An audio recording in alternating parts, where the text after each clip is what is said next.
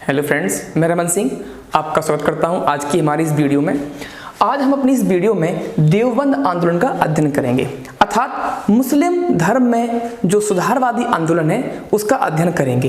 यह एक ऐसा आंदोलन था जो तत्कालीन समय में मुस्लिम धर्म में आने वाली जो गिरावट था उसे दूर करना चाहता था। गिरावट से यहाँ तात्पर्य ये है कि जिस समय ये आंदोलन लाया गया था उस समय भारतवर्ष में ब्रिटिश शासन था, तो कहीं ना कहीं मुस्लिम भी उस शासन सत्ता से प्रभावित थे। अंग्रेजी भाषा, पाश्चात्य ज्ञान विज्ञान में रंगने लगे थे, क्योंकि उसी वक्त भारत में एक और व्यक्ति बहुत ज्यादा सक्रिय थे जिनका नाम था सर सैयद अहमद खान, जो बहुत ज्यादा पक्षधर थे अंग्रेजी भाषा के और पाश्चात्य ज्ञान विज्ञान के। वह चाहते थे कि मुस्लिम इस चीज को गेन करें और आगे बढ़ें, कहीं ऐसा ना हो कि ये इस दौड़ में, इस भौतिकवादी रेस में पिछड़ जाएं। तो उसी एक चीज को देख करके उसे दूर करने की कोशिश की गई थी देवबंद आंदोलन में। मैं यहाँ बता दूं कि इस आंदोलन का जो संबंध है वो सुन्नी संप्रदाय के हनफी पंथ से है, जिसमें साफ साफ ये कहा गया है कि हम चाहते हैं कि हदीस, शरीयत, कुरान, इनकी शिक्षाएं इन्हें पूर्ण रूप से, मूल रूप से इन्हें लागू करें।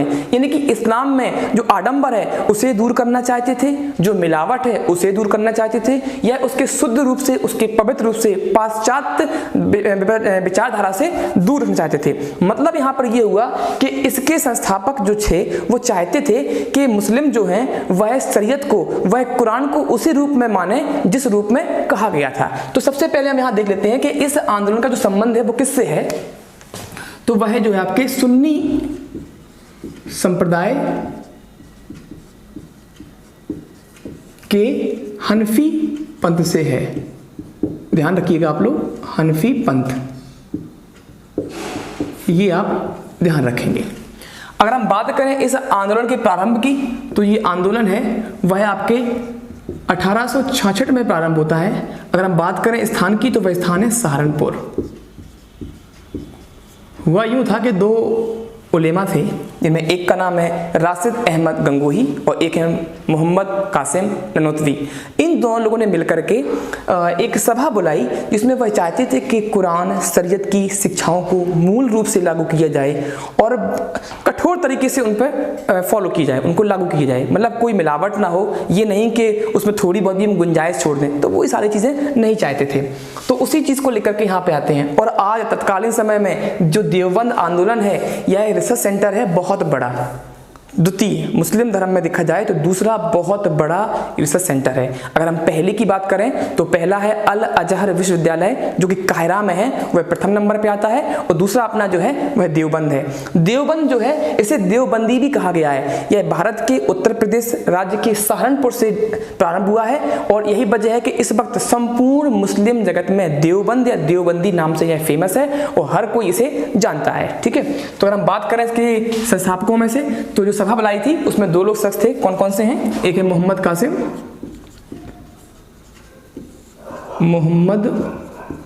कासिम ननोतवी, और इनके साथ में ही थे आपके राशिद अहमद गंगोही। ये आपको दो नाम याद रखने पड़ेंगे। हो सकता है कि एग्जाम में कोई एक ही हो अथवा दोनों ही हो। किसी किसी जगह पर आपको राशिद की जगह रसीद भी लिखा मिल सकता है, तो आप बिल्कुल घबराइए ना, कंफ्यूज मत होना। अब बस आप याद रखिए मोहम्मद कासिम ननोतवी व राशिद अहमद गंगोही। अगर समय की बात करें तो वो 1866 है, जगह की बात करें तो वो है सहारनपुर। देवबंद आंदोलन बोलेंगे या इसी ही साथ में बोलो, कहीं कहीं देवबंदी भी बोल देते हैं।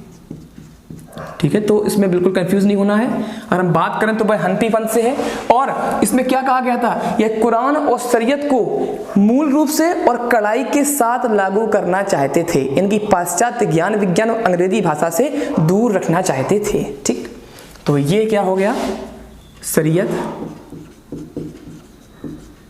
व कुरान की शिक्षाओं को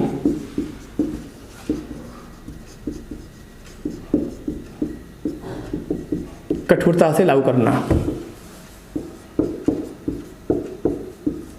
कठोरता से लागू करना, यह जो है इसका प्रमुख उद्देश्य था।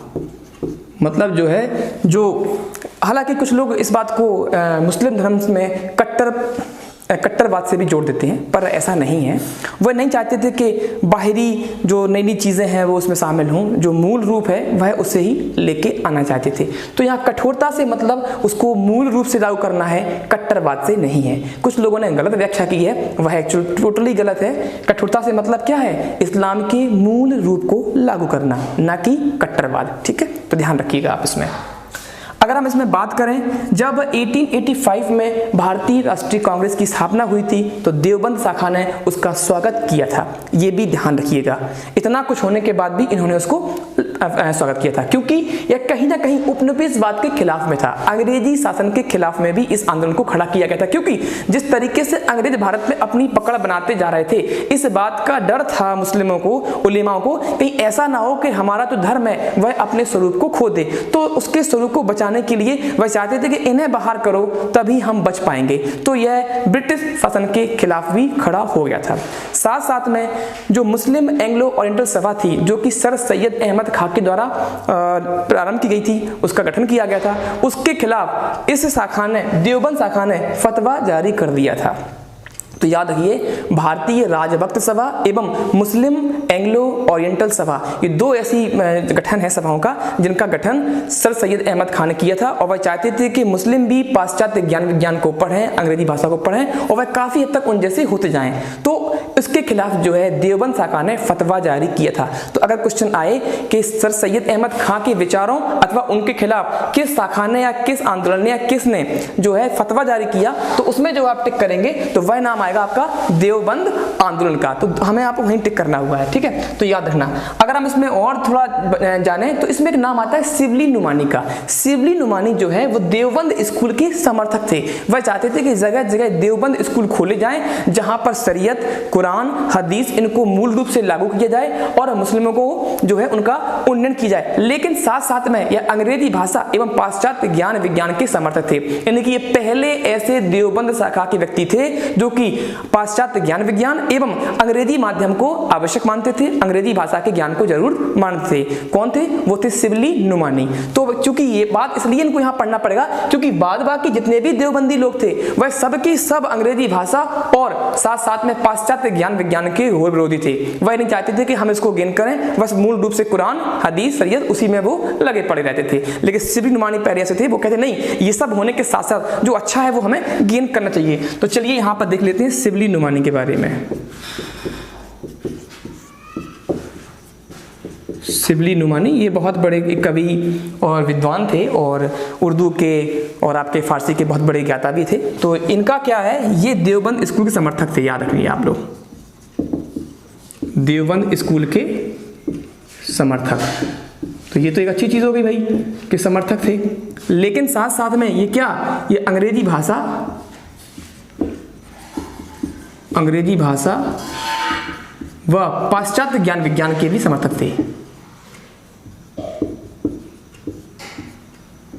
तो ये एक चीज़ आपको याद रखनी पड़ेगी, क्योंकि जो देवबंदी आंदोलन के लोग बाग सर सैयद अहमद खां के विचारों से हटके थे, शिवली नुमानी के विचार काफ़ी उनसे मिलते थे। लेकिन मैं यहाँ बता दूं कि शिवली नुमानी ने भले ही अंग्रेजी भाषा व पाश्चात्य ज्ञान विज्ञान का समर्थन किया हो, किंतु उन्होंने सर सैयद अहमद खां के जो सामाजिक एवं जो राजनीतिक मुद्दे हैं उनका घोर विरोध किया था। वो बस यही इसमें खास चीज़ याद रखना है आपको कि नुमानी जी जो थे वो समर्थक थे स्कूलों के, समर्थक थे अंग्रेजी भाषा के और पाश्चात्य ज्ञान विज्ञान के। लेकिन सर सैयद अहमद खां के जो राजनीतिक मुद्दे थे, जो वो ब्रिटिश और मुस्लिमों को लेकर चलते थे, उनके वो खिलाफ थे और वो उनके सामाजिक मुद्दों के खिलाफ में भी थे। तो यहाँ पर इन दोनों के बीच में थोड़ा इत्तेफाक था।